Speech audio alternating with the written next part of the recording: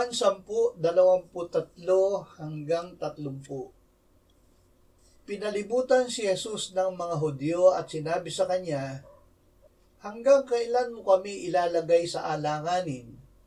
Kung ikaw ang Kristo, sabihin mong maliwanag sa amin."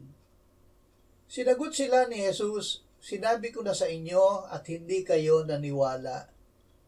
Ang mga gawang ginagawa ko sa pangalan ng aking Ama ay siyang nagpapatotoo sa akin. Subalit hindi kayo naniwala sapagkat hindi kayo kabilang sa aking mga tupa. Pinapakinggan ng aking mga tupa ang aking tinig at sila'y aking kilala at sila'y sumusunod sa akin.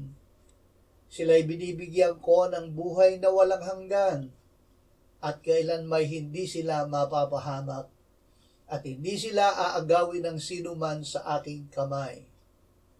Ang aking Ama na nagbigay sa kanila sa akin ay higit na dakila kaysa lahat at walang makakaagaw sa kanila sa kamay ng Ama.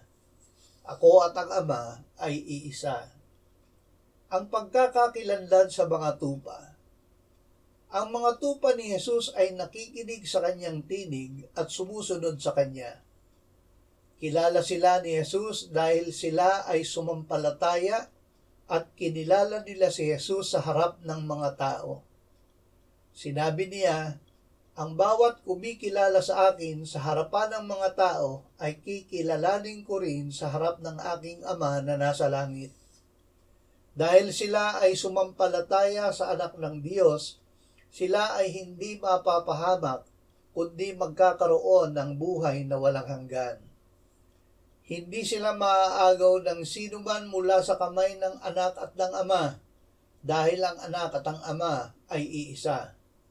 Ngayon pa man sa